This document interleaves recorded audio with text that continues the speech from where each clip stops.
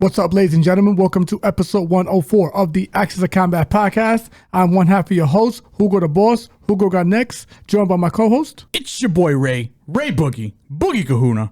On today's episode, we're going to be breaking down UFC Baku, Hill versus Rountree. And we got some PFL action, some more World Tour semifinals action to cover, and on the boxing. And we got a couple of gems you guys might be interested in. But before we get into any of that, my brother, please tell them what the deal is. Like, comment, subscribe, follow Facebook, Twitter, Instagram, and TikTok. Everybody enjoying the visual portion of this podcast, please don't forget to like, comment, subscribe, and hit that notification bell to stay up to date. And for all of our audio listeners, Spotify, Apple, Google Podcast, you already know. First fight on the card at men's welterweight, we have Seokhyeon Ko going one-on-one with the Welsh gangster, Oban Elliott. Ko, 11-2 overall, fighting out of South Korea, hailing from South Korea, 31 years old. Elliott, 12-2 overall, fighting out of Wales, representing Wales, 27 years old.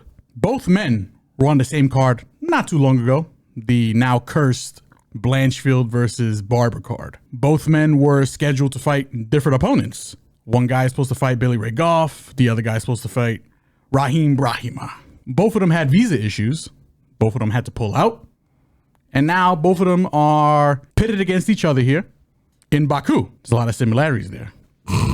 Both men only have 2 losses on their record. Both men have only lost by KO. I think that's where the comparisons end. I'm going to be picking Oban Elliott here. Just cutting straight to the chase. I think he's the better wrestler, or at least the more skilled wrestler here. I think he's the more polished striker, the more dynamic striker, just a more polished fighter overall. While I do think this is a step up technically from their previous matchups, I still think Oban Elliott's got the edge here. He's got a clear path. He might struggle against Ko's physicality because the guy is built solid, and I would think he's got the power edge. That being said, the striking might be a bit of a chess match. I think where this fight is won is in the grappling, and that's the reason why I'm leaning Oban. I'm going to say by decision, but from a betting perspective, I might sprinkle a little bit on the round 2, round 3 on the Elliott side, but Elliott for the win. Yeah, I'm not going to add too much onto that. I think Oban's got him covered everywhere, especially with the outside boxing. This fight gets super interesting with the inside boxing. I feel like Ko has very tight hooks on the inside. He's sitting at a plus 310 right now. I completely understand the line. I just think Oban's just better than him. I think this is a big step up for Ko coming off the Contender Series to fight the Welsh gangster. Oban's sitting at a minus 400 right now. I completely understand why. I think Oban is probably going to get him out of there second, third round. I don't have much faith in Ko to sprinkle on the plus 310, which he's sitting at currently. I just think Oban's going to work him. Give me Oban Elliott second, third round knockout here. Next fight on the card at men's flyweight, we have Tagir Ulanbekov going one-on-one with Azat Maksum. Tagir, 16-2 overall, fighting out of Russia, hailing from Russia, 33 years old. Azat, 15-1 overall, fighting out of Kazakhstan, repping Kazakhstan, 30 years old. This in some ways is a unconventional striker versus grappler. I think Azat, in my opinion, looks more comfortable on the feet. I think he throws in combinations where Tagir kind of throws in single strikes. I think Azat's footwork is slightly better than Tagir's. I think if this fight stays standing, Azat does have opportunities to hurt Tagir, but both men do want to utilize their grappling. And when it comes to the grappling, I just think Tagir, in my opinion, is superior. He's fought the better brand of comp. He's got the experience. I think he hunts for subs more. The only concern I do have about Tagir is his gas tank. I think the longer this fight goes, not that he's going to gas himself out completely, but he's going to be a little more compromised than he is in the beginning of the fight. That being said, Azat does put himself in compromising positions while he's grappling. And to me, that's very concerning going against a guy in Tagir who submission game is very quick, very slick. I think that grappling is what's ultimately going to dictate the outcome of this fight. And if I'm thinking that, then I'm going to be leaning Tagir. Give me Tagir here, probably by decision, but because Azat does leave himself, like I mentioned before, in compromising positions, I might sprinkle a little bit on the sub depending on how wide or not wide that line is. Yeah, I'm with you here. I think Tagir is just a bad matchup for him. I think Azat, even though he has the striking edge, I think Tagir is a little underrated on the feet as well. Very good jab, very good attacks up the middle. Plus, he has that nasty head and arm choke series that he seems to employ on everybody. I'm going to lean Tagir by decision here, but I think the sub prop is definitely a play that is something I will be looking at closer to fight time, because if he does get on top of him, or if he does get his head and arm choke series going, I think Azat's going to be in a world of trouble. Give me Tagir by decision, but a strong look at the sub prop for Tagir closer to fight time. Next fight on the card at women's bantamweight, we have Darya Zheleznyakova, the Iron Lady, going one-on-one here with Melissa No Mess Mullins. Zheleznyakova is 9-2 overall, fighting out of Paris but repping Russia, 29 years old. Mullins, 7-1 overall, fighting out of England, repping England, 33 years old. This is technically the second time these ladies run into each other. This is a run back of their 2022 regional fight. Be as it may, they're running it back here again. Zheleznyakova, the striker, Mullins, the grappler here. Zheleznynakova's striking isn't really flashy or fancy, but it's effective. She got some sting. The takedown defense, I think, is still an issue here. Unless she's improved her takedown defense, I don't really see it looking any more different than the first original fight. Mullins is very hittable, but Mullins, she's got that dog in her. She'll bite down, she'll walk forward, take one to give one, ultimately just to get her grappling going. I think this is where this fight is won. Give me Mullins to make it messy, despite the nickname No Mess. ITD, from a betting perspective, might stay off of it, but if you're interested in anything, maybe fight doesn't go, just to cover the Zheleznyakova side in case she decides to ice Mullins. But I think Mullins is the side here for me. Yeah, this is pretty one-sided in my opinion. I think I didn't see anything in the first fight or Darya's last fight that convinced me that she's going to be able to deal with Mullins on the second go-around. I think Mullins is going to be able to get her grappling going. I think Mullins is going to be able to do whatever she wants to on the floor. If the minute this fight hits the mat, Darya is in some serious shit. Mullins ITD, Mullins sub or knockout, depending on what the line looks like. And I agree with my brother. Fight doesn't go in the unders. Out of curiosity, if they're like at a 2.5, I think if they're at a juice number like plus 200, you play it. Because I don't think this fight's going to go the distance. I think this is going to be one-sided ass whooping if Mullins gets on top of her, so, which is more likely than not. Mullins is a lean, Mullins ITD. Next fight on the card at women's bantamweight, we have Irina Alekseeva, Russian Ronda, going one-on-one with Klaudia Syguła. Alekseeva, 5-2 overall, fighting out of Russia, hailing from Russia, 34 years old. Syguła, 6-2 overall, fighting out of Poland, repping Poland, 26 years old. If you're a fan of MMA, this fight is probably one that's not going to be the best viewing experience, in my opinion. This is Alekseeva's fight to lose. Her striking isn't pretty. It's fucking ugly. It's a sight to behold. She walks forward, very herky-jerky, very hittable, but when she throws, she lands and she thumps. On paper, Syguła technically is the better striker here and should probably give Alekseeva some trouble if she stays on the outside, picks and pops, and, you know, kind of like just stays out of grappling range from Alekseeva. I do think Syguła is going to struggle with Alekseeva's physicality, and I think that is what's going to be the ultimate demise of Syguła. I don't trust the IQ on either fighter, so from a betting perspective, might just kind of stay away from this, but Alekseeva should win. Alekseeva should win by sub. That's the lean, that's the pick, and that's all I really got for this one. Yeah, both these young ladies, respectfully. Horrible fighter. Horrible fighter. Yeah, this is a 1-800-GAMBLERS fight. Holy! Call them. It's ugly. I don't like it. Alekseeva is definitely the lean here. She has the judo background. She goes for the head and arm throws. She's pretty successful with them, especially at this level. 135 is not a deep division. It's not very talent stacked. This is just a fight to stay away from. Probably go get some popcorn, walk your dog, take a shit. You know, all the stuff that's not meaningful to you betting or you enjoying the UFC experience, right? This is something you should just take a walk, do what you gotta do. You gotta get that soda. You gotta get an extra 2-liter because you guys are fucking it up in the crib with some Chinese food. This is the fight you do it. But if you're asking me, I'm curious to see what the violence numbers look like. Alekseeva should stop this girl, to be frank with you, because she has the grappling upside and the power upside and the size upside and the experience upside. But the minus 225 is something I cannot get around to. That's gross. And in all honesty, she might even lose. Who knows? Because the IQ is... It's horrible. You might as well just play Klaudia. Like if you're going to play a dog, but I wouldn't because she's just horrible. And she doesn't have the grappling upside in this fight at all. So that's where I'll stand with this. I don't want to give this fight too much light, to be frank with you. So it's pretty bad. We can move on to the next one. Next fight on the card at men's heavyweight, we have the motor, Mohammed Usman, going one-on-one with the hammer, Hamdy Abdelwahab. Usman, 10-4 overall, fighting out of Arlington, Texas, but repping Nigeria, 36 years old. The hammer, Hamdy, perfect, 4-0. Fighting out of New York, but repping Egypt, 32 years old.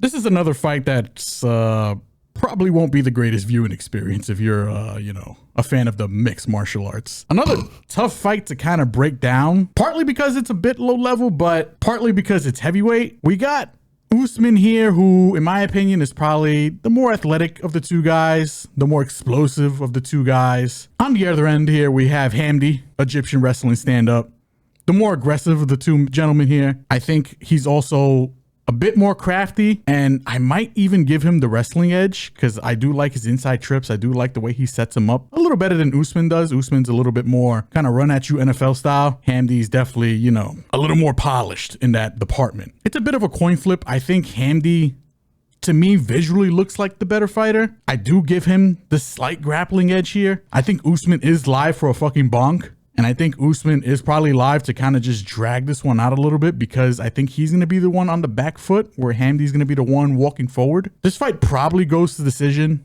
I'm not really interested in betting this particular fight either, unless something is lined egregiously. I might be just staying off of it in general. Give me Hamdy here to probably win by decision, but the confidence level is very low on this one.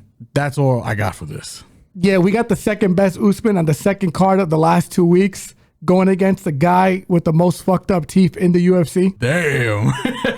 My man drinks water and spits out butter. That is insane. It's disgusting shit. And I can honestly say this is a sequel to the last fight because if you are walking back from the grocery store or you're taking a longer shit than usual, just stay there. Because this is a pretty bad fight. Maybe you got to pick up your kids from the daycare or something, Something else that's more resourceful with your time. But this is one of those situations where this is just a bad fight. I'm going to be honest with you. Hamdy sitting at a minus 200. In what world, to be frank? Usman sitting at a plus 180. I get it. I'm there. I think Hamdy's better. But if Usman made this close, would I be surprised? Not at all. I think he's got the better gas tank. He's got the physicality edge here. I want nothing to do with this fight. I don't even know if it's going to go over or under because both are historically pretty durable. But if you're asking me, Hamdy has the better wrestling edge. He has the better inside trips. He knows how to ride the body locks better off of his opponents. He knows how to get the lockdowns better on the far side. Also, Hamdy is, he kind of knows where the pharmacy's at. Well, at least he's been there once. Yeah, he's still probably a continuous customer. I kind of like that in a fighter, man. You gotta, if you ain't cheating, you ain't trying. So fuck it. Yeah, and he cheated. He tried to cheat, got caught, and he might actually continue to keep trying to cheat. So Hamdy's for the lean here, but man, not with a high degree of confidence. Next fight on the card at men's middleweight, we have Ismail Naurdiev going one-on-one with Yong Park, the Iron Turtle. Naurdiev, 24-7 overall, fighting out of Morocco, repping Morocco, 28 years old. Park, 18-6 overall, fighting out of South Korea, repping South Korea, 34 years old. We finally have a good fight, ladies and gentlemen, or at least a decent one, rather. This is a decent one. This one was a little tough for me to break down and kind of get a feel for it. I'm still actually kind of struggling to get a feel for this fight because I think on the feet, Naurdiev is a little more dynamic. He'll use some kicks. He's a little more explosive. Might even have the quickness edge here against Yong Park. But on the Yong Park side, I think his boxing is a little underrated, slick. He's got a solid jab. I do trust his IQ. I do trust his wrestling a little more here. Even though Naurdiev has shown the propensity to scramble, go to the wrestling himself, he does historically struggle against wrestlers. He is moving up a weight class. This is his second fight in this division. This is Yong Park's division from jump. I think if Park goes a little wrestling heavy here, mixes in the martial arts, I think this is his fight to lose, but it's a fight that I think goes the distance either way can be sweaty. Maybe Dorga pass. I'm going to be leaning Park here, though, for the win. I just trust his UFC experience. I trust his IQ once again. I think the Iron Turtle gets it done here in a close split decision style fight.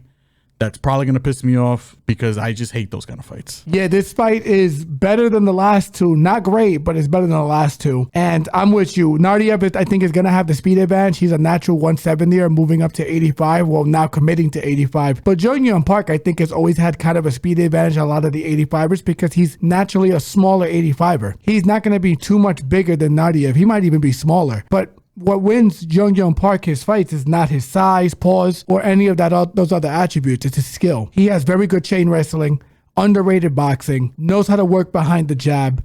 Naurdiev, I agree, was the more dynamic striker. I just think historically he loses to good guys who can push the wrestling, and Jong Park is one of those guys. So for me, this is Jong Park's fight to lose. I agree with you. I don't agree with the fight being as farly lined as it is. They got Jong Park sitting at a minus 225 because that would imply he's kind of going to dog walk him a little bit, but I don't see that happening. I could definitely see Ismail taking a round. So I'm curious to look at that spread prop to see how it looks. But I'm with you. I think Jong Park should get this done via decision. I do also trust that he has the finishing instinct in this fight. Naurdiev, all of his fights in the UFC, by the way, this is his second stint in the UFC, all have went to decision. Yeah, 100%. And I think that's why I have more faith in this being a decision fight. I agree with you. It might be close split decision. If it's juice line, I definitely don't mind sprinkling on that either.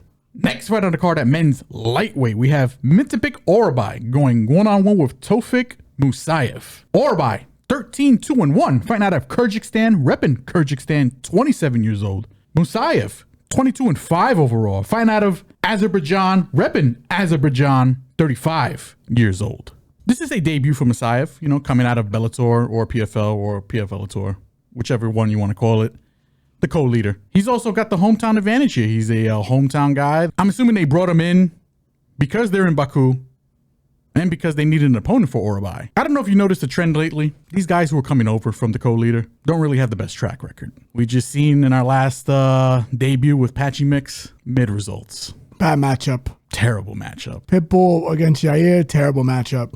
Terrible matchup. They're better than what they show, but the UFC didn't do them any favors with the matchmaking. That's all I got to say. We said it here. You can go back to those podcasts. We called it to a T. So, and I think the trend continues here because I think Musayev is pretty decent on the feet, pretty decent on the ground.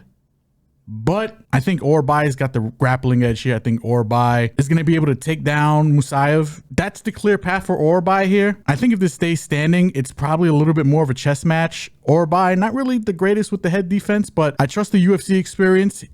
He's fought way better guys in the UFC than Musayev's fought, both on the regionals and in Bellator. Give me Orolbai here for the win. I'm going to say probably decision, but I'll look to probably sprinkle on fight ends and sub either way. And I think sub is live for Orolbai. The streak continues for the guys coming over from the co-leader. I think this is going to be a messy one. It's a tough matchup for Musayev. Sucks to suck on this one for the debut. Yeah, I think as well as him being from this part of the world, they also bought him over because this fight's going to be a fucking banger. Musayev has got 27 fights on his record. He's only been to decision 3 times. The thing that worries me about him in this fight is that Orolbai is going to have a distinct wrestling advantage here, in my opinion. This is a guy who has taken down Belal Muhammad frequently in training and easily, and Belal was a weight class up from him. As well, too, what worries me is that Musayev kind of just let Roberto de Souza in Ryzen just come straight up to him in the first round, grab him, jump guard, and then triangle choke him in the first round. A little alarming. And then as well, too, Shalabibi in the Bellator body kicked him, and he kind of just gave up, to be frank with you. He had time to recover, too, because he called it a cup shot. They said it wasn't a cup shot. You got to continue the fight. Herzog gave him every chance to get back in that fight. And he said, nope, look for the door. So for me, this is a fight where I think Orolbai, a guy that they found on a mammoth in a glacier, is going to be able to... In that combination, huh? Yeah. With a fucking spear in his hand and with like the best fur from the other mammoth that died. The one that he probably wrestled to death. Adam. You know what I'm saying? Like, I just feel like this is going to be a tough fight for Musayev. This is a bad stylistic matchup for him. Orolbai's going to be able to push the wrestling and the grappling here. Hopefully he learned a little bit from his last fight about standing and banging. Rembeki fucking put it on him. His eye was one of the worst eyes that I've seen in the octagon. It was bad. I think that damage is what took him out the fight early. Like, because that happened early on in the fight, and after that, it kind of just like... And it was still competitive. Yeah. And by the way, he probably should have got stopped in the second round. I agree. That was bad. Like, it was... The guy gave him every chance. And honestly... Probably shouldn't have, like, to his detriment. He took an astronomical amount of damage in that fight. So yeah, his striking defense is a bit dog shit. Yeah, it was bad. But with that said, I think this is a good matchup for him to get back up on his feet. This is the main card opener. I believe in what the UFC is doing recently with their matchmaking and where they place these guys on the cards. I think Orolbai stops this guy. I like the unders. I like the violence in this fight. People gonna bleed. It's gonna get cut open and somebody might die. And if it's under 2.5, I think it's a good play. So give me Orolbai, ITD, and the unders for this fight. Next fight on the card at men's featherweight, we have the Hillman, Mohammed Naimov, going one-on-one with the Unleashed, Bogdan Grad. Naimov, 12-3 overall. Fighting out of Denver, Colorado, but repping Tajikistan, 30 years old. Grad, the Unleashed, is 15-2 overall. Fighting out of Austria, repping Austria, 29 years old. This is a fight where I think, you know, Grad, not really high on him in general. I think he's a decent striker. I think he's got decent grappling, kind of like a jack of all trades, but the master of none. I kind of think Naimov's just better. And I know that's a shitty breakdown, but Naimov is he just feels like the better MMA fighter, the more complete MMA fighter. I think his striking is a little more crisp. I think he hits a little harder. I think his grappling is maybe not even a little better, but probably significantly better than Grad's.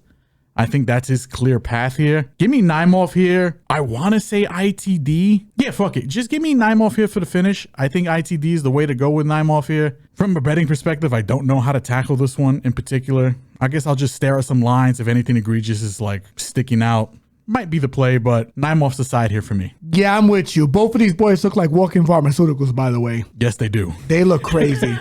And Bogdan Grad, he's unleashed, and it's not because he's Jet Li. It's because he's unleashed in terms of his fight IQ and not making good decisions. I think he's just a little overrated. I think he's an action fighter, but that's not going to win you a lot of fights at this level. He's going to be vastly outmatched on the floor, low-key. I think if Naimov gets on top of him, he might work him. Naimov also has the strength of competition advantage, the UFC competition advantage, everything. I think he's just got him covered everywhere. So I'm with you. And plus, it's this side of the world, UFC matchmaking, the line is he's sitting at a minus 250. I get it, because I don't know if necessarily he's going to finish him, but I think there's a high chance he probably does finish him. Bogdan was able to grapple Lucas Alexander his last fight. Sure, it's Lucas Alexander. He can't grapple for shit. For me, if you're impressed by that, please don't be impressed or surprised by when Naimov works him. I think it's going to happen because anyone can look good against Lucas Alexander. I haven't trained jiu-jitsu in a while, and I can get off the couch and I'll grapple Lucas Alexander. Not to sound like a fucking asshole. Not to sound like an asshole, but yeah. He can't grapple. Like, he gets subbed. You can get to his back easy. Sure, man.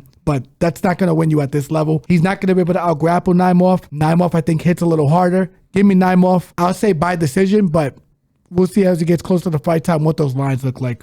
Next fight on the card at men's lightweight, we have Nazim Sadikov, the Black Wolf, going one-on-one with Iron Nicholas Mota. Sadikov, 10-1-1, fighting out of Brooklyn, New York, but repping Azerbaijan. Hometown boy, 31 years old. Iron Nicholas Mota, 15-5 overall, fighting out of Las Vegas, Nevada, but repping Brazil, 32 years old. Listen, I'm a fan of Nicholas Mota. I'm happy he's gotten this far in the UFC. He's got decent striking, power in the hands, but I mean, I think that's where the buck stops here in this particular matchup. Sadikov is a fucking beast. Sadikov has got the clear path to victory here with the grappling. Sadikov probably could even match him on the feet. Not maybe with power, but I think he's just the more, dynamic striker.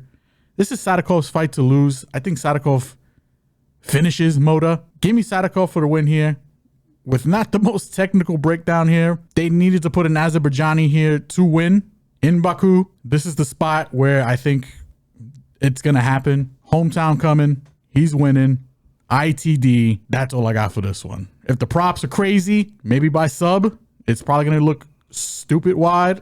That's probably a sprinkle, but this fight probably doesn't reach the third round, in my opinion. Sadikov for the win. Yeah, I don't want to give this too much life. I'm with you here. I think Sadikov's going to fuck him up bad. And on the feet, it's going to be 50-50, which means Sadikov can probably land on him and hurt him there too. But on the floor, it's lights out. I think he's going to do dirty things to him on the floor, to be frank with you. The nastiest thing. It's going to be shit that shouldn't be allowed on TV. Yeah. Like, I mean, the way he locked up that, I think that armbar against Terrence McKinney after getting fucking rocked, and he was hurt, and you can tell he's a fucking dog because he did not give up in that fight. Was able to get the sub on Terrence McKinney from his back. He also fought Bonfim, so you know he can deal with a wrestler / grappler and a guy who has decent punching power. Yeah, this is Mota's gonna get packed up, to be frank with you. They would have been packing them up. Cue up the careless whispers, my boy. Yeah. It's gonna be a long time, sexy time on the ground. Yeah, Mota can get lamped on the feet, and I think he's gonna get subs. I think it's gonna be an easy sub for Sadikov. So give me Sadikov, ITD, probably be a sub.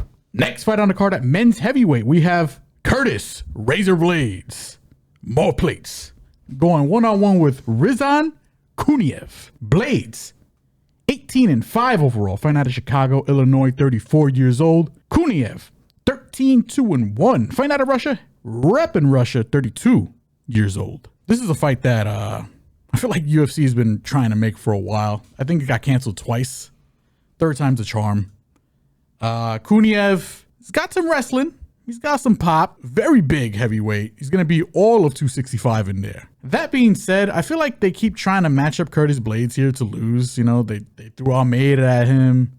They're throwing Kuniev at him now. This is the best wrestler that not only Kuniev has faced, but the best wrestler in the division, probably by far. The only thing that worries me here, like with every Curtis Blades fight, is the IQ. If he just gets to the wrestling here, I think he could take the man down and probably just fuck him up. Yeah. Let's just keep it a buck.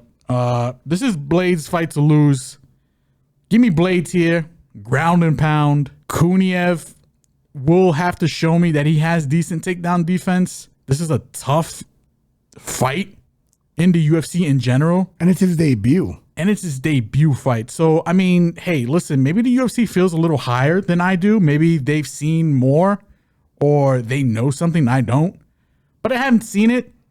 I'm not willing to bet on it. Blades should just run through this guy unless Blades decides to, I don't know, check out. Give me Mortal Kombat here. Give me to finish him. Fatality. Yeah, this fight has been booked 2 or 3 times already, but the UFC feels like it's super necessary. Bars. This fight stinks. It does. It stinks. And I'm with you on the play. I look at the footage. We looked at the footage. I don't see where Kuniev is going to beat him. Blades is the better open mat wrestler. Blades is the better control wrestler. Blades is the better striker. Yeah. He's cleaner. And in the striking, where it probably scares me the most, I mean, he's got he got some long ass arms. If he just sticks a jab out, just continuously just sticks a jab out, I don't know how Kuniev gets around that, because Kuniev's doesn't strike me as the most like fastest guy. You know what I'm saying? Like, no, he's not athletic. Yeah. He's not athletic. Curtis is way more athletic than this motherfucker. The UFC seems to almost want to fade Curtis Blades. They're trying to fade him. They're trying to get him out of the top 5 for whatever reason. You know, give him Cyril Gane. How the fuck does that fight look? The UFC doesn't want. I don't know why the UFC doesn't want to. I don't think they want to. They don't want to fuck up their French bag. That's what it is. My god! I think he does crazy dirty shit to him. Because Cyril Gane, he does numbers for them in Paris. So He does. They want to safeguard that, I think, a little bit. And that's the thing. Cyril Gane, not a big puncher, and a guy who cannot wrestle. And, you know, we played Volkov the last fight against that fucker, and he won that fight, and we got robbed. So what I will say is that this fight stinks. This is #1 bullshit. I want to play Blades so badly inside the distance. Be a knockout preferably, because he's a guy like our boy Logan Storley who does not sub. He just fucking likes to smash your face. But unlike Logan Storley, will actually follow through with the smashing of the face. Yes. He should knock him out. He should knock him out everywhere, whether it stays on the feet or whether he gets on top of him and starts working him. And it can get very ugly very fast for Kuniev, in my opinion, because I think if he gets on top of him and gets that far side lockdown on the opposite arm, with the arm that's closest to the floor, I think Curtis Blades gonna work him like a summer job, man. I think it's gonna be real fucking bad. And that's the thing. Even if he wanted to blast double him, you telling me Curtis can't get this fat fuck down? You know, I don't want to talk badly about the guy, but I'm trying to figure out what the UFC sees. I mean, maybe Kunyev's got some kind of crazy wrestling. Maybe he shoots the takedown on Curtis Blades and takes Blades down. I don't know. I mean, he's big enough and probably physical enough to pick him up and put him down, you know, straight heavyweight style. But I don't know. It's, I kind of struggle to see that. I agree. And the thing is, he's been to the third round like a couple of times before. But the thing is, Curtis Blades has got a fucking good cardio. He trains in Denver. Yeah, I feel like I'm missing something, but I just don't know what it is. And that definitely kind of scares me a bit because I feel like this is too easy of a pick. I agree. You know? And the thing is, the UFC has made it a goal to make this fight. Yeah. I don't know why. And I feel like Curtis has just been getting rough stylistic matchups. And he's been kind of knocking him out the park outside of Tom Aspinall, who's knocking everybody the fuck out. So for me, this is Curtis Blades' fight to lose. If it does come to it, there will probably be a play on the knockout. Probably. So why not? Because why not? If the line is nice, fuck it, you know? Especially like second round. Yeah. I think like mid to late rounds, he probably stops him in this fight. So give me Curtis Blades for the knockout here. Next fight on the card at men's lightweight and as currently constituted the co-main event of the evening. We have Araman Rafael Fiziev going one-on-one with La Jaula Ignacio Bahamundes. Fiziev, 12-4 overall. Fighting out of Thailand but repping Azerbaijan, 32 years old. Bahamundes, 17-5 overall. Fighting out of Chicago, Illinois, but repping Chile, 27 years old. This fight is actually probably going to be a fucking banger, and it's kind of hard to get a real kind of grasp on where it's going to go because just on the dimensions alone, Bahamundes is fucking going to be huge. It's going to have the height, going to have the size, going to have the reach. Also might even have the grappling edge here because he's a guy who trains with Bilal Muhammad, sneaky submission guy. Very sneaky.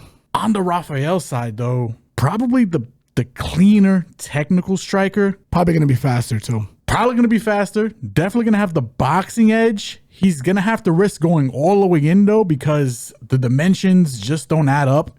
He's going to have to risk it for the biscuit here against Ignacio. I feel like I want to pick Ignacio here, but it kind of feels wrong. I'm with you there. Fiziev is here at home in Baku, in his home country. The guy's on a 3-fight losing streak. I mean, that being said, you know, twice to Justin Gaethje. And who's his other loss? I don't recall. Gamrot, where he blew his knee out. And then Gamrot, yes, when he blew his knee out. Can I see Rafael going on a 4-fight losing streak? It rubs me the wrong way. I feel like it's not possible. But the UFC isn't really doing him any favors here. La Jaula can be probably chinned. I'd probably trust Fiziev's chin a little more. But La Jaula, more dynamic. And he's getting better. The guy is improving with every fight. Knows how to use all of his fucking reach. His kicks are going to be a fucking problem. I think tough. I think there's a true definition of a dog or pass spot. I agree. I think I want to lean Bahamundes probably for the upset. I just think that, I mean, I don't think he pushes the grappling here, but he's got the submission upside. I can't ignore the dimensions. And Bahamundes is good. Does this fight go to distance? It might. Is this a 3-round fight or a 5-round fight? I don't even know. 3. Damn, it's a robbery. That's unfortunate. Yeah. That's unfortunate. This fight in 5 is fucking insanity. I think this fight's a coin flip. Give me Bahamundes. And I'm ready to eat shit because, I mean, listen, if Rafael wins, will I be surprised? Probably not. I think he's got a tougher road because he's the one that's got to get inside against a fucking humongous man who knows how to use his, all his dimensions. But yeah, fuck it. Dog or pass, Bahamundes. I'm ready to eat shit on it, but that's where I'm leaning. Yeah, that pretty much encompasses this fight. I don't even feel comfortable giving a lean. It's that close. It's going to be that close. This shit has split decision all over it, by the way. Yeah. That's something you could look at. I'm curious if Bahamundes is sub-prop because he might have to shoot on him at some point in this fight. I'm ready to be wrong on this, but it's going to be fun. And I'm curious to see if Fiziev actually wrestles him the way he wrestled Gaethje. True. That'd be fucking interesting too. I don't think so. That would be risky, but that'd be interesting because yeah, he doesn't wrestle. Yeah. And he's built like a tank, but this is a tough fight to call, man. This is a fight you probably should just enjoy because there's so many variables. When you have a high variance fight like this, even if you ask me for violence, it's going to be violent as shit, but these boys are durable. This fight can easily go the distance. For me, this is dog or pass. And that's why I'll leave it, which means I'm on the Bahamuda side because he is currently the dog for this fight. But that's not with a high degree of confidence. Next fight on the card, at men's light heavyweight and is currently constituted the main event of the evening. We have Sweet Dreams Jamal Hill going one-on-one with the Warhorse, Khalil Rountree Jr. Hill, 12-3 overall, fighting out of Michigan, 34 years old. Rountree, 13-6 overall, fighting out of Las Vegas, Nevada, 35 years old. This is an interesting fight because I feel like people are sleeping on Jamal Hill. I mean, I feel like he's the better striker here. I think he's the more technical striker. I think his footwork probably needs a little work. I mean, you've seen memes all over Twitter online about his quote-unquote footwork and how dog shit it is. Rountree, on the other end, this man not only has never shot a takedown, has proclaimed that he never will shoot a takedown. Jamal Hill really hasn't shot any takedowns as well. This fight is going to be primarily a stand-up striking affair. This fight's amazing. This fight is going to be a fucking banger. I'd be surprised if it goes all 5. It shouldn't go all 5. Unders, fight doesn't go, definitely the looks here. I think Rountree might be a little, I don't want to say overhyped because of his last fight with Pereira where, you know, people thought Pereira was going to fucking run through him just like he ran through Jamal Hill.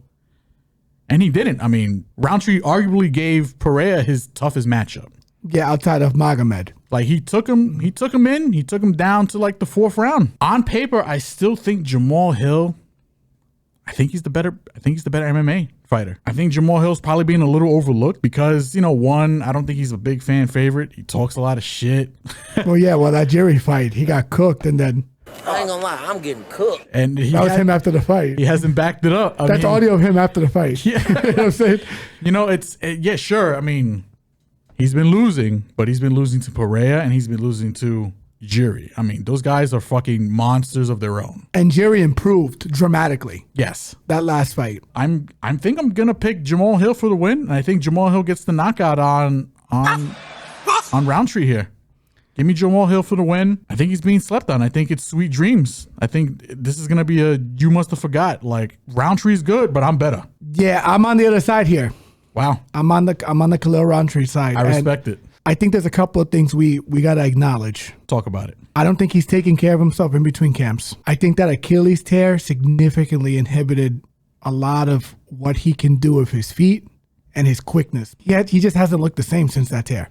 I don't disagree with that, you know. And what gave him a lot of trouble in his last fight against Jiri was the fucking speed. It wasn't just that Jiri was counterpunching. It's just that he looked like he was underwater against Jiri. We picked Jamal in that fight because he was the better MMA fighter. Jiri was just a better fucking athlete. That was the difference in the fight. And Jiri made remarkable jumps in his game in terms of rolling with the punches and counter shooting. Khalil does have those capabilities, was able to roll with a lot of Perez shots the last fight, has been becoming a better counter puncher / time puncher. And when I say time puncher, I'm not saying punch a hole at the time. I'm talking about timing your opponent and then catching him with your shots. Yeah, he doesn't work for the TVA. No, he don't fuck with the TVA. He works with the TBD, you know, TBD determined when he knocks Jamal Hill the fuck out. And by the way, don't want to disrespect Jamal Hill. We love Jamal Hill here, man. I fuck with Jamal Hill heavy. This is a winnable fight for him. So if he wins, I'm not going to feel crazy. This is a possible dog or pass spot. I just have a gut feeling that Khalil is going to land on him a little more frequently than he's expecting. I think the speed is going to be astronomically different. Khalil's way faster than him, especially post Achilles tear. And I think people have really just been underestimating how much that has taken away from him. He came back fast against Pereira, got knocked out. He had the adequate time against Jiri, still got knocked out. For me, Khalil is going to give him a lot of trouble with the speed. I think the speed is going to be a big difference in this fight, plus the kicking. Khalil's going to go after his legs.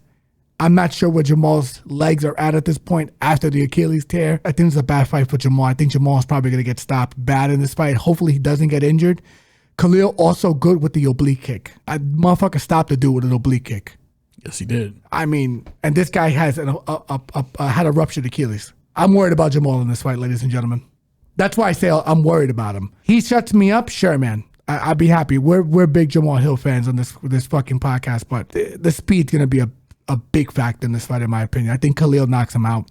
Give me Khalil Rountree by knockout. Moving right along from the UFC to the PFL. We're not going to be covering every PFL fight here, but there's a couple of fights we're going to be tackling here. We'll kick it off with Magomedov, a.k.a. Tagir, going one-on-one with Sarvajan Kamirov. Magomedov, 20-4 overall. Fighting out of Russia, repping Russia, 33 years old. Kamirov, perfect, 16-0. Fighting out of Tajikistan, repping Tajikistan, 28 years old. Yeah, so you look at this fight on paper, 20-4 Magomedov, and then Kamirov sitting at 16-0. You think Kamirov, okay, they're probably trying to set him up to win this fight, etc., etc. I'm not there. I think Magomedov is going to be his toughest fight. He was able to control Alves, control him against the cage, win certain positions with him with the underhook and the overhook position. Very powerful overhook, though. Very impressive. Got to give him a little bit of credit there. But I will say that this is a Magomedov who is very experienced, has had the higher brand of competition edge here. He's fought Patchy Mix twice. I thought he got robbed the second fight. He should be 1-1 with Patchy Mix. He fought Rafian Stotts, lost to him. No shame in that. Rafian's a fucking stud. And then he was also able to control Danny Sabatello and then sub Danny Sabatello. Kamirov's game, even though he's a better striker than Danny Sabatello, is to get you to the floor and wrestle you. I don't know if Kamirov is gonna have continued success against Magomedov, who is the better striker, who can grapple with him, can wrestle as well. I feel like Magomedov is going to give Kamirov a lot of trouble in certain spots. If this line is wide, because I do suspect he is going to be an underdog, I think Magomedov at the dog play is definitely live as shit. But what do you have to say about this, brother? Well, I'm kind of on the opposite side here, just a bit, only because I do think Magomed is probably going to be decent on the feet. I'll give him that. The Patchy Mix fights, I kind of agree with you there. He should be 1-1. Those fights, I mean, according to Patchy Mix's last fight, isn't really aging that well, to be honest. But I feel like Magomedov kind of struggles a little bit with physical wrestlers. I'm curious to see what these guys look like when they face off. If Kamirov looks physically imposing, that's probably more than enough for me to kind of lean there, because I do trust his wrestling a little more. That might be a spicy take, but the fight's a little more 50-50 on the ground, where I kind of might want to lean Kamirov here for the win. Yeah, if you're going to say on the floor, I think Kamirov is probably going to have a little bit more of an advantage just because he sells out for the takedown. But Magomed can win this fight in all phases. And if we're talking about physicality, Magomedov is not going to be the smaller guy in this fight. According to Tapology, he's got a 1-inch reach and a 1-inch height advantage on this guy, which is weird because usually he's the undersized guy in the fight. Kamirov is not the biggest 35er. And this is a guy who I think is a little bit of a one-trick pony. And if Magomedov can keep him on the feet, I think he's going to fuck him up proper, to be frank with you. So I definitely understand the Kamirov side. I just think he might be the favorite. And I think, like, if that line is crazy, you might as well just play Magomedov. This is a 50-50 fight in a lot of senses. I think it's 50-50 on the floor. I think it's like 70-30 on the feet. It's definitely one of the more intriguing fights on this card. That's why I kind of wanted to like touch base on this one first. I agree. And that's why this fight's so interesting. I'm just curious as to the line, because if it's dudes, I'm pretty sure Magomedov is going to be the underdog. Yeah, I don't disagree with dog or pass. It's dog or pass for sure. From a betting perspective, for sure. And who knows, if Kamirov is actually the dog and he's a decent enough dog, I'll play him too, because if you're asking me what PFL Bellator is looking to do, they're probably going to want to push the PFL guy because PFL absorbed Bellator. Hey, the co-leader. The co-leader. I mean, you've seen the Thad Gene Jason Jackson fight. I don't know how some judge scored a 30-27 for Thad. Hey, man. What fucking fight were you watching? When there's a will, there's a way, brother. Yeah, it's dirty work. It's dirty work. Shameless shit. So for me, I'm going to leave Magomedov here. And he's probably going to be the dog. We don't have any lines released, but give me Magomedov here. Next fight on the card at men's lightweight, we have Brett Primus going one-on-one with the Axeman, Alfie Davis, a.k.a. Robert Patterson, in the flesh. Primus, 16-4 overall. Fighting out of Eugene, Oregon, a ripe old 40 years old. Davis, 18-5-1. Fighting out of England, repping England, 33 years old. They're saying we're having a battle of two fighters on this contest, but realistically, it's a battle of two Dollar Tree actors. Right? You have Brent Primus, who got it, initiated into the Nemesis program after the first Resident Evil movie, going against Alfie Davis, who's fucking now Batman, to be frank with you. Robert Pattinson's stunt double. OD. And my thing is, this is a fight where This is a bad stylistic matchup for Alfie. It is. I like the unders in this fight because either Alfie's going to lamp him Early, for sure. bad because Brent is fucking old and chinny, or Alfie's going to get fucking smashed on the floor. Yeah, Premise is going to fucking literally dog walk this man, I think, on the ground. If it hits the ground. It's going to be bad. Yeah. So for me, I love unders in this fight. I like fight doesn't go. I think Brent is probably, this is a good matchup for Brent. And he's patient, knows how to feint, enters good, very physical, very strong, very big for the weight class. Pause. Does struggle to make weight a little bit. I like Alfie, and we called it on the last podcast with Clay Collard because we knew that fight was 50-50. I just didn't like the line enough to play Alfie, to be frank with you, but stopped him, as you saw. This is a fight where you gotta hope Alfie is going to knock him out. Either catch him on the way in, catch him early when he's full of energy. He's going to have the better footwork. I think he's going to stay on the outside and kind of give Brett, some trouble on the initial entries because this guy does not fucking stay still. And the thing is, I would have a little more faith if he had like better first line defense against the cage. Mansour was able to do whatever he wanted to against Alfie. And I'm not saying Mansour is bad, but Doesn't have the greatest entries. he doesn't have the greatest entries. No. He was able to get what he wanted. And he of course, he beat him up in the clinch. But Brent is just a better wrestler than Mansour and more physical, in my opinion. So this is Brent's fight to lose. I love the unders. I love the violence because of the styles contrast here. Give me Brent Primus via submission. Next fight on the card at men's bantamweight, we have Marcelo Alves going one-on-one with White Kong, Jake Hadley. Alves is 13-4 overall, fighting out of Brazil.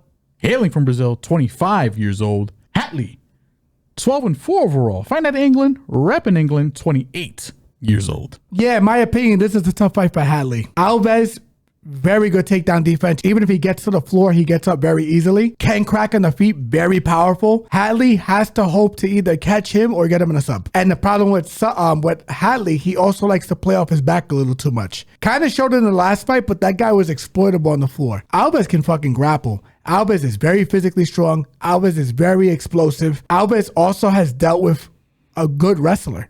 Like a very good wrestler. I have no doubt that he's going to be able to handle Hadley in certain positions here and move him around if need be, plus land damage on the feet and or when Hadley is on his back. The only thing that worries me is that Hadley's a little big for the division, but I still feel like Alves is the more physical guy, which is crazy because you would think the bigger guy is going to be more physical, but I think Alves is more willing to exchange in those grappling exchanges and use his wrestling as well as use his inside clinch and power to really land damage here. So I'm curious as to what the line's going to shake out to. I'm going to lean Alves. I'm not sure what he's going to be, if he's going to be a dog, but it might be another dog or pass spot here. So give me Alves for the lean, not with a high degree of confidence. I'll say that much. This fight might be close. It has split decision all over it as well. So we'll see what it is, but Alves is the lean for the podcast. I do agree with some of your points. I also kind of disagree with some of your points. I do think Alves has got decent takedown defense for sure. I think in his last fight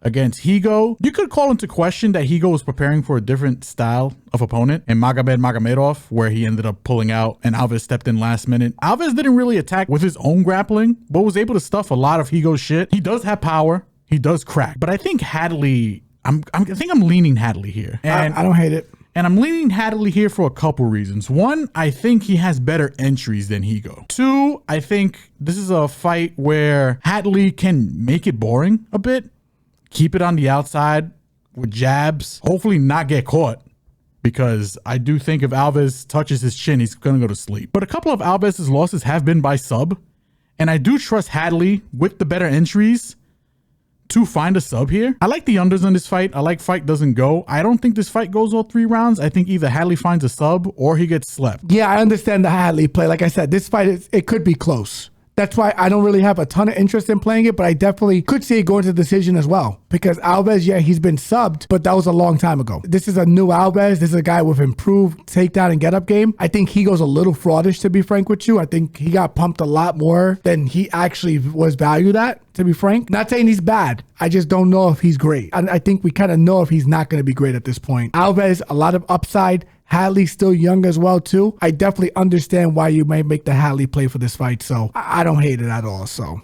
Next fight on the card at women's flyweight, we have Jenna Bishop going one-on-one with Ekaterina Shakalova. Bishop, 8-2 overall, fighting out of San Diego, California, 39 years old. Shakalova, 9-2 overall, Fighting out of the Ukraine, repping the Ukraine, 27 years old. On paper, this is Jenna Bishop. I think Jenna Bishop is the better fighter. I think Jenna Bishop's got the better grappling. I think Jenna Bishop probably even has the better striking here. Crazy. Yep. She's got the better resume. The only thing about Jenna Bishop is that she's old. And eventually, father time, undefeated. Mother time in this case. Mother time in this particular case.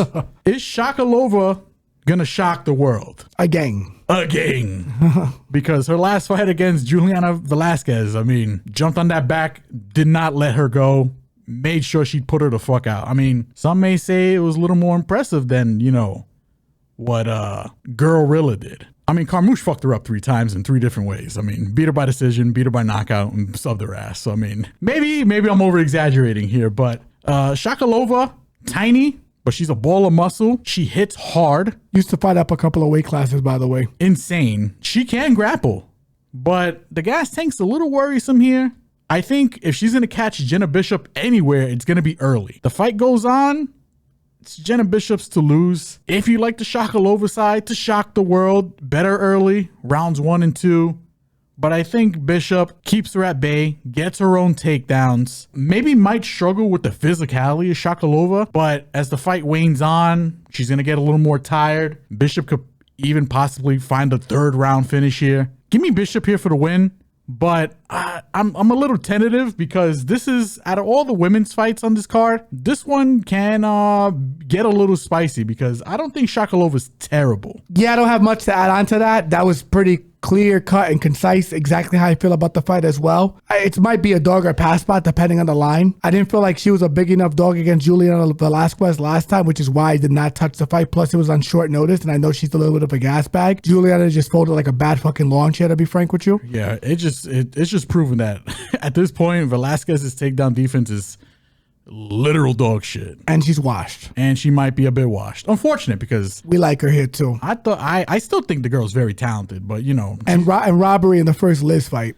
Yes. Okay. Yeah. Like she deserved to win that fight. Unfortunate, but you know, hey, c'est la vie. You know what I'm saying? Yeah, but I'm with you. Crazy enough, I think Jenna Bishop's also the better striker here. She can grapple. She might struggle with the physicality a little bit, but she's got the better gas. She's a fucking dog. She has improved with her striking. You've seen in the last fight against Watanabe where she was able to land good damage.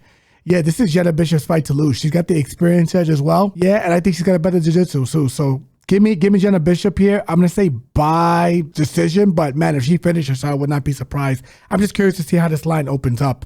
That's where the real play is going to be because I think it's going to be close. Next fight on the card at men's lightweight, we have Mansour Banahoui, a.k.a. Tarzan, going one-on-one with the king, Archie Colgan. Mansour, 22-6 overall. Fighting out of Paris, France, repping France, 32 years old. Colgan, perfect, 11-0.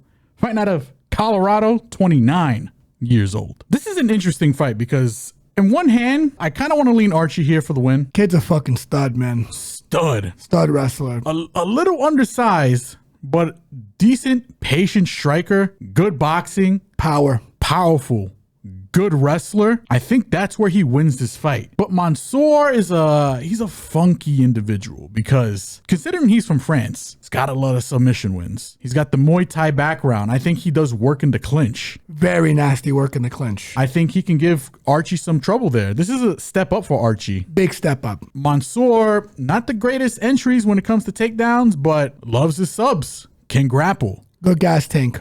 Will not stay still on his back. Will go for sweeps, will, you know, do anything he can to end up off his back. Can Colgan, at a size disadvantage, uses wrestling to control Mansour on the ground? It's interesting. I'm kind of 50-50 on it because I do think he can control him, but Mansour, man, he's crafty on the ground, and I can see spots where he reverses position. Never seen Colgan off his back. That can be something very spicy. On the feet, Colgan likes to fight at like a range where he wants you to shoot the takedown on him. Same range kind of works against him here in this fight because Mansour is a guy who can use his length, can be all the way in or all the way out, use his clinch. It's an intriguing fight. I kind of want to go dog or pass in terms of betting. I'm assuming Kogan is the favorite here. I think if Mansour is a big enough dog, it's probably worth it. I 100% agree. Conventional wisdom tells you take the wrestler here. I'm gonna pick Kogan, but I think this is a tough matchup for him, and this is a fight where he's definitely gonna have to show that he's the fucking goods. I mean, the PFL is putting him in position on the main card. This fight is a showcase fight. I don't think this has anything to do with the tournament. They want to push him. I think if this fight goes the distance, it might be another Thad Gene situation where they might find a scorecard for him if it's close. Give me Kogan here for the win, but I think Mansour is a live dog. Yeah, I'm with you here. Kogan's going to be the favorite. And he's going to be the favorite because he's undefeated. He's a stud wrestler. But if you look at who has beaten Mansour, Kevin Lee, when Kevin Lee was still Kevin Lee, Islam Makhachev, Matuz Gamrot, Elite wrestlers. Brent Primus, Elite wrestling. JJ Wilson, who's a fucking stud. Yeah, and actually, even though he's from Australia, got some very good wrestling, very underrated jiu-jitsu as well. Very good scrambling ability, and he's fucking good on the feet. We're supposed to be on this card as well. Yeah, this is going to be a big step up for Archie. And what I worry about with Archie is the clinch, because he's going to be 3 inches shorter, and he's going to have a 7.5 reach disadvantage to Mansour. I mean, that spells fucking eating knees all day, which is dude not good. Mansour, what he did to Alfie Davis was borderline illegal. He fucked him up. It was bad. It was like you throw the damn towel. Throw the damn towel. Alfie was out before he got taken to the floor and choked. He was out. Like, you could tell he was fucked up. And it's because Mansour's ability to land damage in tight spaces. This fight is fucking interesting, man. I mean, I cannot express to you. This is a good fucking PFL card, by the way. It is underrated. Underrated. It's fucking good. And yeah, Kogan's going to have to really show that he's evolving and he's ready for this kind of step up. Yeah, there's a big step up. It's a big one. It's a big step up. This is the best guy he's fought by far. Yeah, it's a good step up, but it's definitely going to be a challenging one. Correct. And this is a guy who did have some issues against Manel Souza, his last fight, who is a lot like him, super explosive, can land damage. It was a unanimous decision for Archie because he has a better fight IQ, but he did run into some trouble in that fight. He did. It wasn't a cakewalk for him. No, and Mansour has physical dimensions, not as explosive as Souza, but the physical dimensions I think are going to give Archie a lot of trouble in this fight. Dog or pass? I'll lean Archie for the lean because I think he's that much of a stud. I think he's a fucking stud. I think this guy is mentally strong. I think he is a fucking dog if he gets pushed there. Can wrestle, can grapple, can fucking crack. Yep. But this is a dog or pass spot entirely, especially if it's disrespectful to Mansour. Yeah, if this line is wide, it's got to be Mansour. This fight should be lined close. 100%.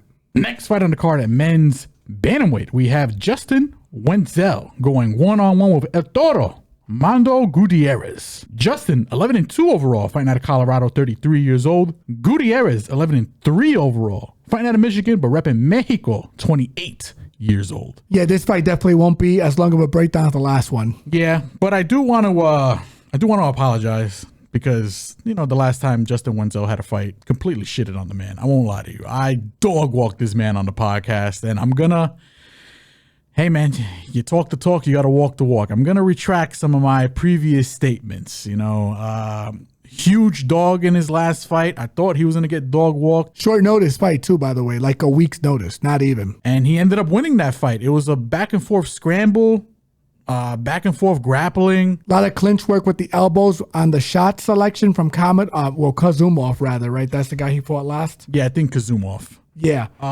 Wenzel, listen, I disrespected him. He's a better grappler than I thought. He's bigger than I thought. More skilled than I thought as well, because even when they were in those 50-50 exchanges against the cage and he was getting worked down to the ground, he was able to, like, you know, kind of go over the top, use his dimensions, grab the ankle, reverse position. He was doing work. And land damage in between. Now, I do think his striking's a little mid. Yes. I'll keep it a buck. And Mando might hit harder here. Mando might be the better striker here, but Mando is going to be at a size disadvantage. Even though it's going to be another grappling matchup, I think this is another matchup I think Justin probably should handle. I'm picking Justin here for the win. Yes, I am. I think he's going to put the Scotter on. He's going to realize this man's power level is not over 9,000, and he's going to do work to Mando here. Mando, a guy who probably most known for getting worked by Raul Rosas on the Contender Series. He has fought some guys, but he's lost to some guys. I don't think he's great. I think he's a little undersized, a little raw. It's a tough fight for him. It's a tough matchup. This is a fight that Wenzel should win. Wenzel's not going to get tired either. No, he's not. Like Raul Rosas. And Raul Rosas was still able to get his positions on Mando even through exhaustion. Wenzel's going to get his positions in this fight. Wenzel probably stops him, low key. I mean, and credit to Gutierrez, his last fight was able to snatch up it was a rear naked. That was also against Francisco Nuzzi, who cannot grapple for shit. That's true. That is very true. He can't grapple for shit. People in Italy don't grapple. Both these guys got dog in them. Yeah. They don't. Come on, man. Yeah, listen, Italians, hey, respect, man. Your pizza's slamming. I love the pasta. You can't grapple. Yeah, no, and it's not. It's just that side of the world hasn't been developed. No. Like with the grappling and the wrestling. It just hasn't. Just like fucking India. No, Respect, you're right. and Peru. The striking is very good. The grappling is still catching questionable up. shit. 100%. He's not no Martin Vittori. No. That Nunzi guy. So these guys are both dogs. I do probably expect this fight to go to distance, but I'm leaning the Justin side here. Apologies for the disrespect the last fight. I'm picking you this fight. Yeah, apologies, but fuck you. Next fight on the card at women's flyweight, and it's currently constituted the co-main event for the PFL evening. We have Gorilla Liz Carmouche going one-on-one with Onca Negra Elora Dana. Carmouche, 23-8 overall, fighting out of San Diego, California, 41 years old. Dana, perfect, 8-0, fighting out of Brazil, hailing from Brazil, 26 years old. I actually like Dana.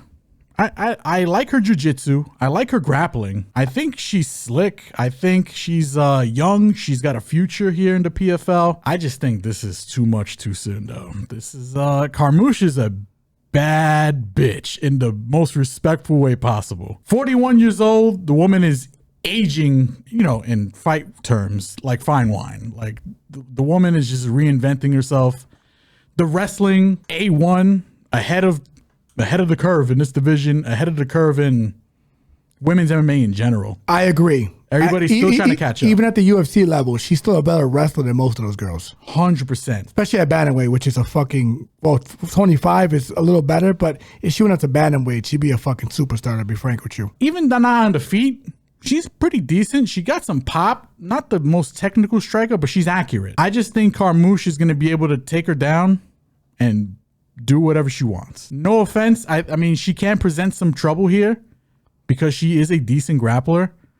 But wrestling over jiu-jitsu all day, this is Carmouche's fight to lose. She would have to fuck up, I think. Or like have a lapse in judgment. Because I think she does sleep on this girl. She could be in trouble. She could be in a bit of trouble. But this is Carmouche. I think Carmouche wins probably via ground and pound. But I'm going to lean decision. Yeah, no, I think it might be ITD. And I think it's because Elora Dana has not fought anybody of this caliber. Not even close. No. Like, she stopped that last girl, and that last girl cracked her. Yes. Cracked her bad. So, for me, it's like, Liz is going to land on you, and then just when you think you're there and she's going to hit you, she's going to shoot on you. Then she's going to get your back. She's going to throw you on your head.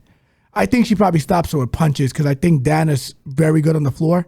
She's going to be able to deal with not getting fucking subbed. But I just feel like the physicality edge from Carmouche is going to be a big fucking problem for her in this fight, man. I agree. I think Carmouche is going to be able to move her around. And unlike Logan fucking Storley, I expect Carmouche to finish her fucking dinner on the floor. So give me Carmouche ITD here. Next fight on the card at men's lightweight and is currently constituted the main event for the PFL evening. We have the returning Motown phenom Kevin Lee making his short notice PFL debut against Ghazi Rabdaminov. Tough fight for Kevin, man. Very tough fight for Kevin. Lee, 28-8 overall, fighting out of Grand Rapids, Michigan, 32 years old. Ghazi, 25-4-2, fighting out of Russia, hailing from Russia, 31 years old. Like I mentioned, Kevin Lee stepping in, making his short notice PFL debut. I love the guy personally. The guy's talented, but unfortunately, I think he's a bit washed. The chin just does not hold up anymore. I'm happy that he's getting his bag. I'm happy the PFL is giving him a chance. I hope that maybe he's, reinvented himself a little bit where he hopefully takes less damage on the feet, goes to his wrestling more. He's a very good wrestler. The original opponent for Ghazi here was supposed to be JJ Wilson. That fight was going to be very intriguing. That's a fight that I probably would have leaned JJ Wilson for the upset. I'm assuming Ghazi would have still been the favorite, but that's not the fight we're going to be talking about here. The fight we're talking about is Kevin Lee. I think Kevin Lee is going to get finished, unfortunately. I think this is Ghazi by whatever he wants. Probably going to be by knockout. He's a good wrestler in his own right. He's a good striker. He's a former tournament champion, if I'm not mistaken. Yeah, he did against Premise. Yep, yeah, iced him. This is Ghazi's fight to lose. It's going to suck to see Kevin Lee get rocked once again. Hopefully not, but it's like, you know, it's that feeling you get when you see your father. It's a little bit aged, you know, falling down a flight of stairs, and, you know, your father's a little bit of a hero to you, and, you know, you don't want to see the man in that kind of shape. You don't want to remember him in his younger years, in his more prime years, and years where, you know, he was Superman. Unfortunately, Kevin Lee isn't Superman anymore. Kevin Lee is an ordinary man. And this ordinary man might get washed by Ghazi here. So give me Ghazi here for the win. ITD.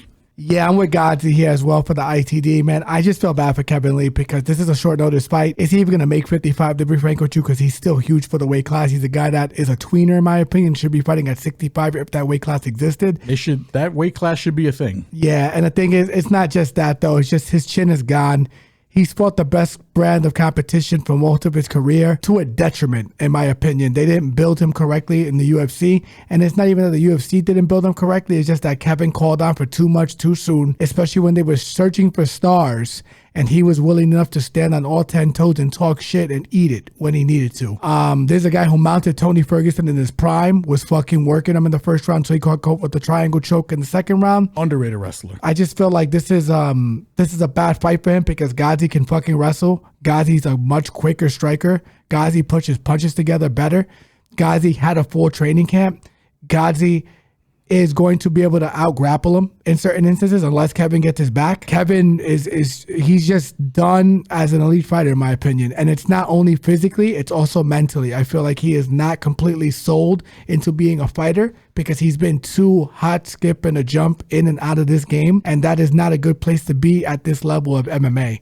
Ghazi, ITD, however he wants. And that does it for the PFL portion of this podcast. Moving right along to the sweet science. We're going to kick it off with some top rank action and the main event for top rank for the WBO World Welterweight title. We have Brian Norman Jr. going one-on-one with Jin Sasaki. The Assassin 2. I don't know why there's a 2 there. Norman. Perfect. 27-0, the champion, fighting out of Atlanta, Georgia, 24 years old. Sasaki, the challenger, 19-1-1. Fighting out of Japan, repping Japan, 23 years old. Yeah, this is a fight that's going to be super fucking interesting. Probably the best fight of the week. And by the way, I say the week because this fight is coming on Thursday, just so you guys have that in mind. This is taking place in Japan. Yes, great fight. Brian Norman Jr., I feel like is just being highly disrespected. I try to actually fade him his last fight against Cuevas because Cuevas could crack. He shut me up there. I will not allow myself to be shut up again. I am on Brian Norman for this fight. Put some respect on that man's name. Jin has the capabilities to hurt him. Jin hits extremely hard. If the Brian Norman prop for him to get dropped is heavy, sprinkle on it. Because Jin fucking cracks. The problem is, like Cuevas, Jin has a lot of defensive deficiencies. Brian Norman has cleaned up his. You've seen a lot of it in the last fight, even though Cuevas did catch him in the first round and rocked him. I feel like Brian Norman is the more technical boxer. Brian Norman is already becoming the more experienced boxer. Brian Norman is going to have the physicality advantage. And Brian Norman is the more precise puncher and more defensively responsible. For those points, I got to lean Brian Norman Jr. to get the win here. I think he's going to knock him out probably in the mid to late rounds. But if he caught him early, I'm not going to be surprised either. But once again, Jin does crack. If the Brian Norman knockdown is like fitting or juiced, play it. The over-unders, I don't usually take 1.5 over-unders on drops. I will say in this fight, because even if Jin gets rocked in Japan, he will get back up and he probably will get dropped again. So knockdowns, Brian Norman knockout, Jin Sasaki to knock down Brian Norman at least once. All possible plays.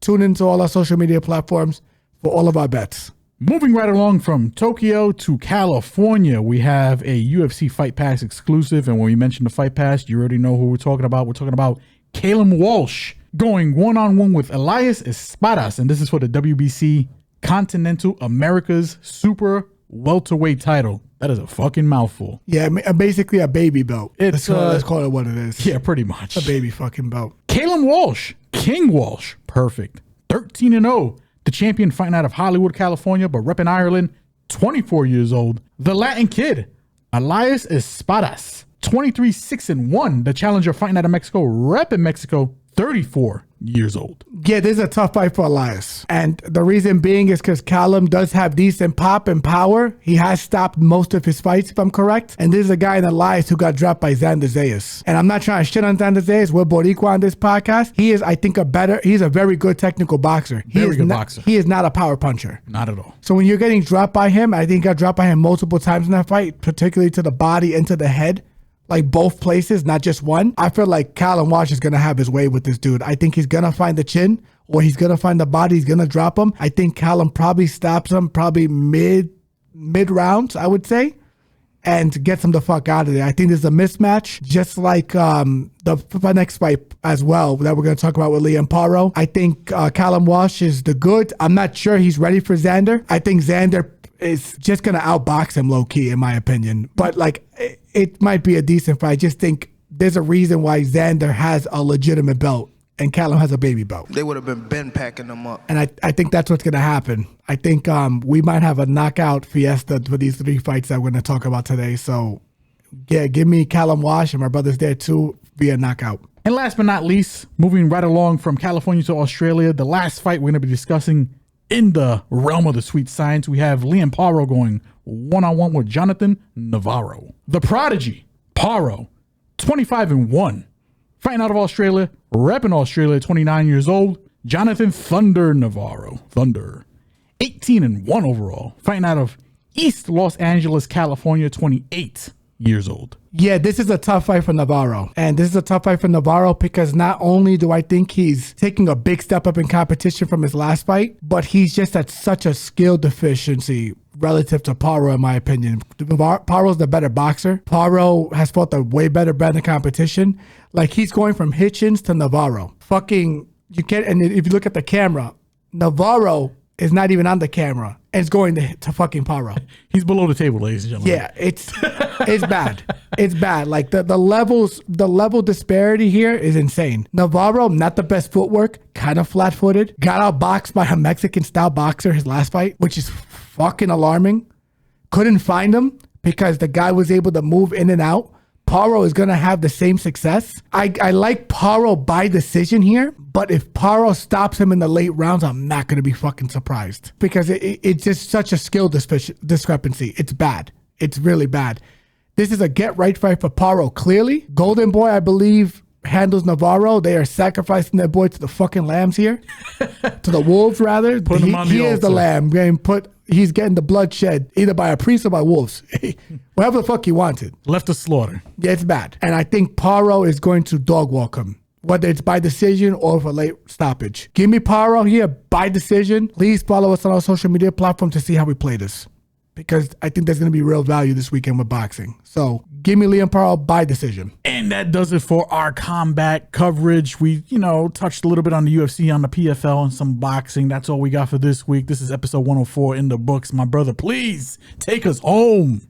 Like, comment, subscribe, follow Facebook, Twitter, Instagram, and TikTok. Everybody enjoying the visual portion of this podcast. If you haven't already, please like, comment, subscribe, and hit that notification bell to stay up to date. And for all of our audio listeners, Spotify, Apple, Google Podcast, you already know. Love you guys. Holla at you guys. It's a long episode, a lot of fights, a lot of great fights, so it's going to be a little long, but love you guys. Keep the subscriptions coming. Keep the comments coming. We see it all. We're growing very fast. Hey, yo. So just...